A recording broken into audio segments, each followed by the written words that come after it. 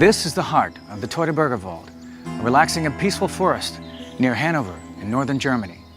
I'm Matthew Settle. In 9 AD, this place was anything but peaceful. It was a battleground where 18,000 Roman soldiers, led by their commander Varus, were ambushed by thousands of German tribesmen, led by the former Roman soldier Arminius. For 3 days, Varus would try to fight his way out of a death trap. Now, with new video game technology, you are about to see this great battle as never before. The vast numbers of soldiers, the troop formations, how they fought, and how the battle was won. Get the view the generals wish they'd had. Now, on Decisive Battles.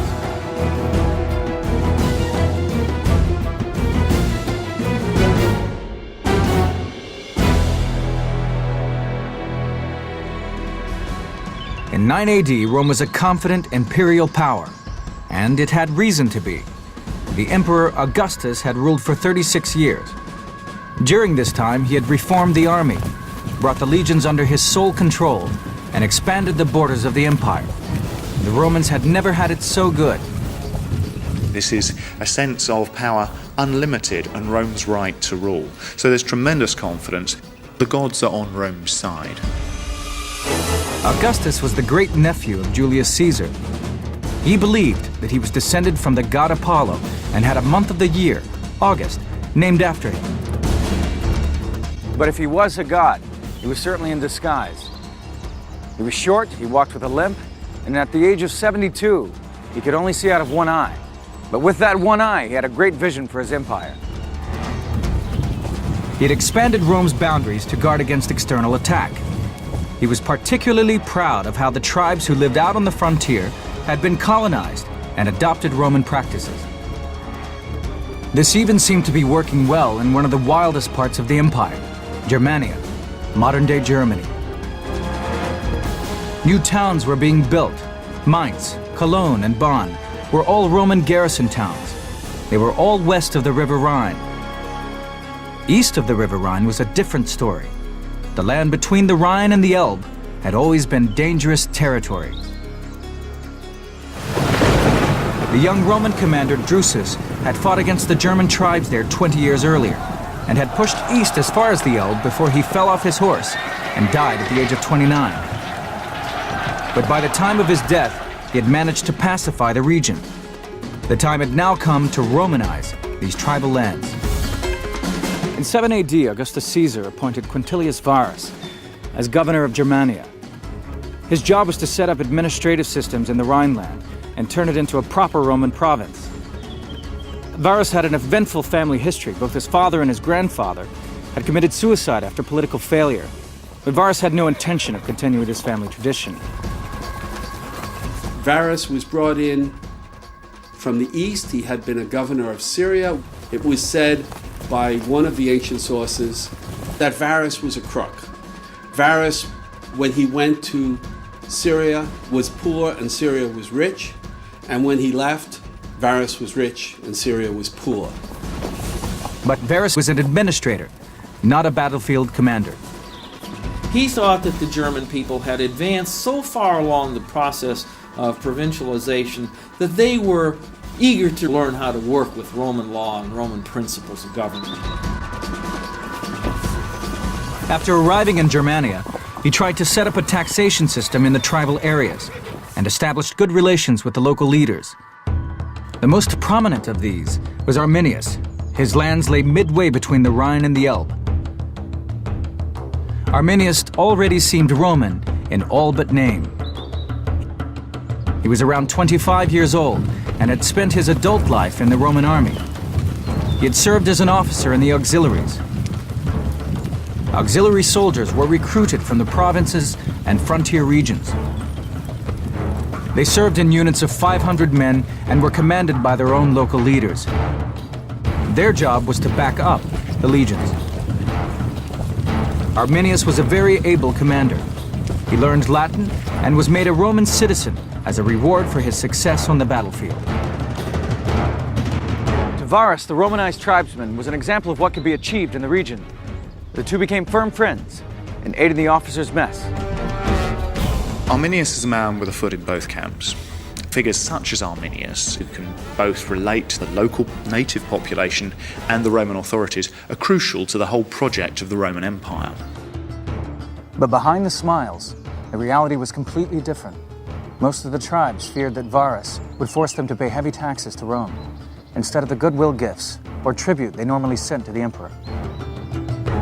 It looks as though, from Varus right up to the imperial throne, there was an expectation that Germany was now ready to be made into an ordinary province. They were ready to pay their taxes like everybody else. And they miscalculated. And the tribal leaders feared that if their lands became part of a Roman province, they would lose all their power and influence. Political independence, which had existed as a client state, was begone forever. And that was a hard pill to swallow for the leaders unless they had some really clear guarantees that they were going to be employed in this new provincial regime.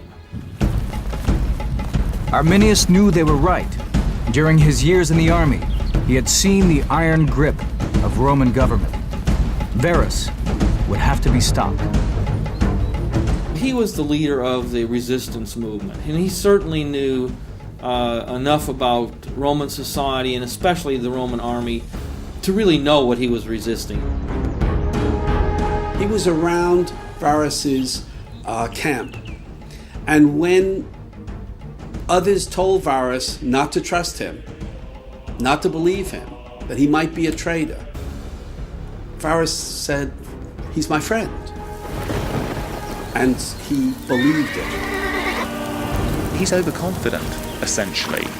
He doesn't really recognize the scale of the threat he's got against him, and he chooses to trust the wrong people with feet in both camps. In September 9 AD, word arrived of a tribal uprising, several days' march away. Varus immediately set out to suppress it. He took 3 legions, the 17th, 18th, and 19th, and German auxiliaries led by his trusted ally, Arminius. Their route lay through the deep Teutoburg forest. Arminius's moment had arrived. Varus was about to find out who his true friends really were.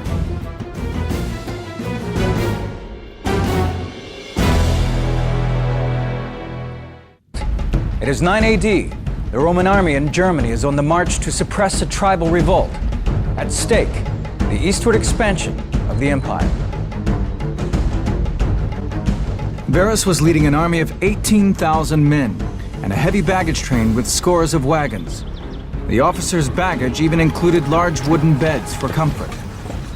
The 3 legions were among Rome's finest and were Augustus's pride and joy. Augustus was to refer to military campaigns as fishing with a golden hook. That is to say, you really are taking sometimes a risk with one of your greatest assets, your military manpower. The Romans feared the forest as a wild and uncivilized place. They believed that the great oak forest of the north marked the edge of the world. 100 years later than the events we're discussing, Tacitus, writing his Germania, talks about semi-mythical, part human, part animal figures. So there are areas deep in the interior of Germany which are almost perceived as mythical to the Roman elite. For the German tribes, the forest trees often marked sacred places. The Christmas tree we bring into our home each year as a reminder of those beliefs. As the Romans entered the forest, they were forced to abandon their normal marching formation. Instead, they formed a long, winding column over 2 miles long. A cavalry detachment led the way. Varus and his entourage traveled midway down the column. At this point, Arminius came to Varus and offered to take his men off and gather up more allies for the battle ahead. Varus thought about it and agreed. And Arminius and his men melted away into the forest. That's a normal thing for someone who's on the Roman side to do, absolutely normal. And given that Varus trusts Arminius, it's no surprise that he allows him to do that. Arminius, of course, is doing something quite different. He's taking himself away to rally forces that are going to turn against their Roman allies. The Roman column moved on nervously. Experienced centurions peered into the dark and gloomy forest, but Varus felt secure. He's also basically seeing this as an exercise in moving through a largely pacified landscape, and that's a dreadful mistake to make. Arminius was a really capable commander. Varus was kind of a bumbler, but probably his greatest weakness was he didn't know he was a bumbler. He didn't accept advice. The Romans were now confined to a narrow forest path with a steep hill on one side and a swamp on the other.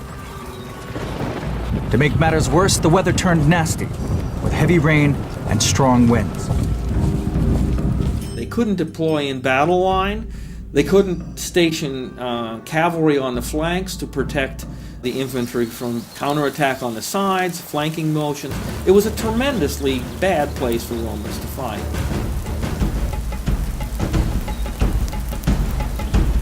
Suddenly, hundreds of arrows and javelins began to fly from the trees, thudding into the front of the Roman column.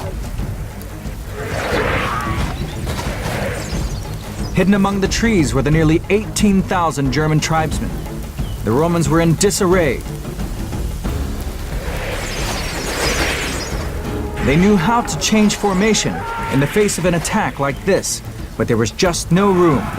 Soldiers collided with one another as they ran for safety.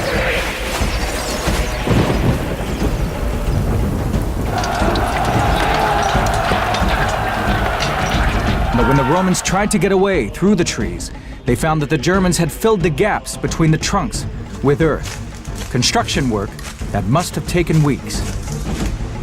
What we see is just how much other planning went into this. This has taken a lot of thought. How do you break the army up? And then, once you've got them in some of the least favourable land, how do you capitalise on that? It probably took a couple of minutes for news of what had happened to get back to Varus.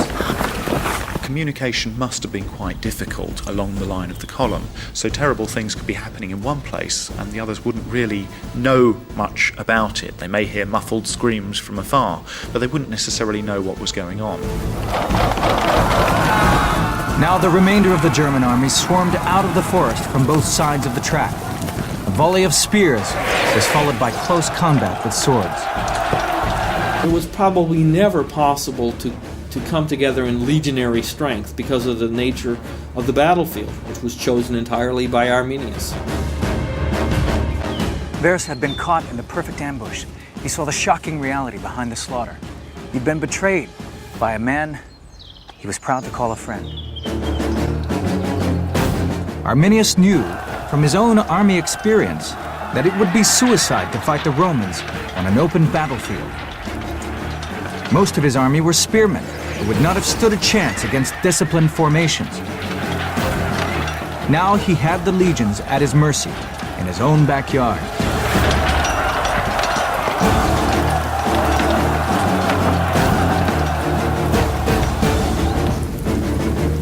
After the first assault, the Germans ran back into the forest.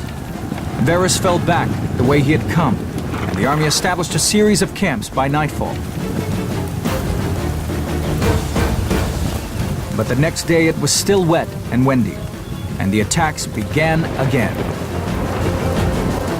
The weather was pretty desperate. Wind, rain would have made not simply keeping troops together, I think, quite difficult, but also meant that using weapons was difficult, rather difficult to use your slings and your bows in those sorts of conditions. The rain made it difficult for the Romans to come together in a military unit to defend themselves. The rain made it impossible for them to use their bows. The rain made throwing spears useless. Arminius aimed to break the Roman line at a number of points, cut the Roman army into sections, and then finish them off, one at a time. Groups of troops tried to make a break for it, but were easily cut down as they ran off the track and into the swamp. The Romans fought in the rain, they fought in the sunshine, but no one can fight in the peat bog. Even allowing for the element of surprise, why were the heavily armed Romans unable to put up more of a struggle against their lightly armed attackers? The answer may have been that Arminius equipped a section of his army with Roman weapons. No Germanic weapons were ever found on this battle site. Defeat was unthinkable for Varus. He was trapped in the depths of the forest with 3 of the Emperor's treasured legions. Augustus's dream of ever-expanding frontiers, of empire without end, had turned into a bloody nightmare.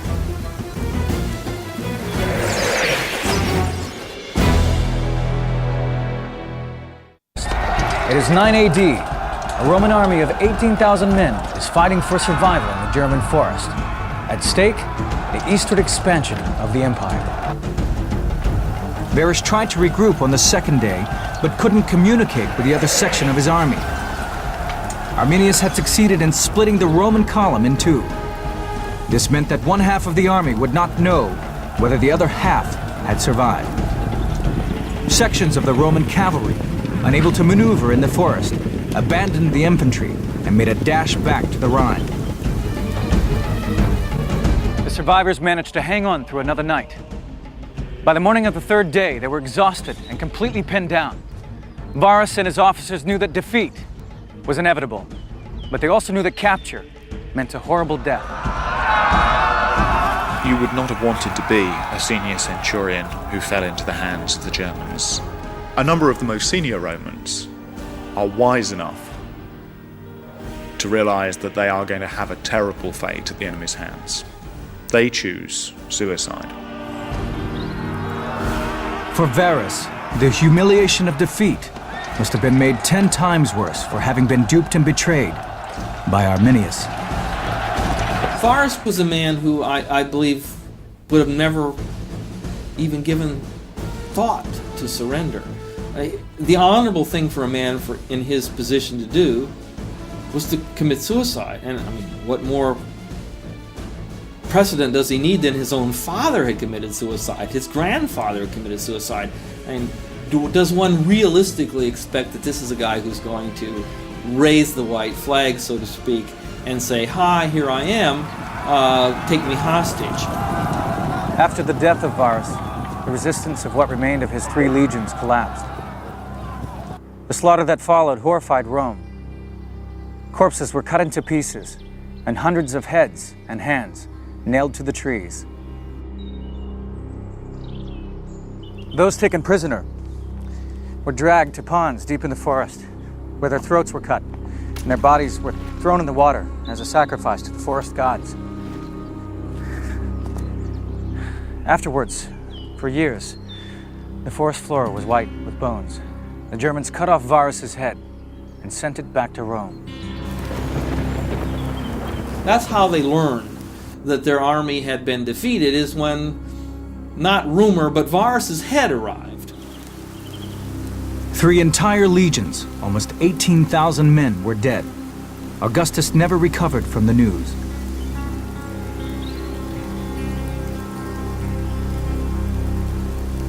Nightmares. Augustus suffers nightmares with this.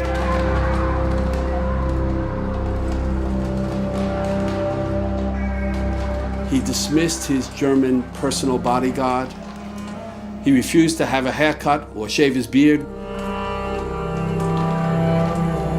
Augustus just could not ever quite sleep at night afterwards, and would awaken in the middle of the night yelling, "Varus, Varus, give me back my legions."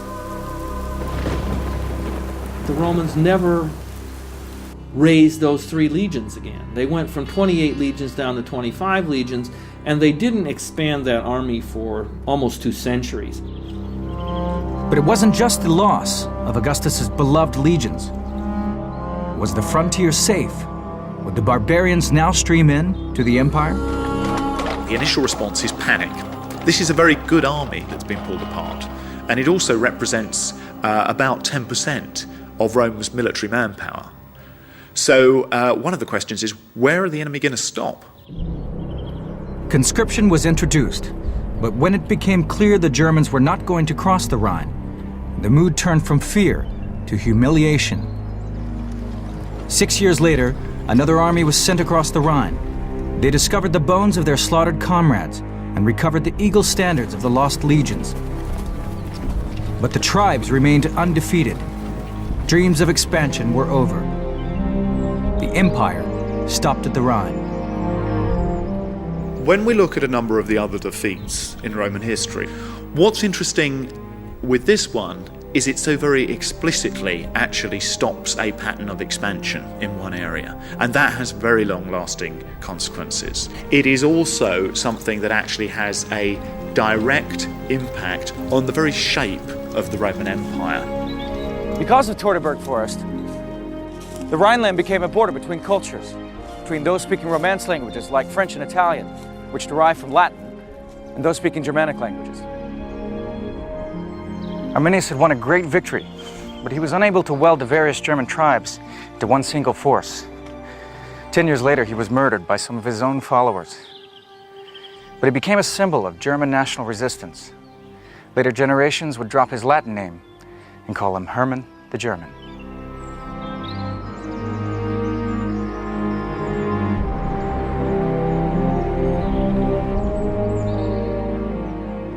In 14 AD, Augustus died. In his will, he warned his successor not to make war east of the Rhine. The Romans had suffered a tremendous blow to their confidence. They'd been outwitted by barbarians. The whitened bones of Varus and his soldiers marked the boundary of the Roman Empire.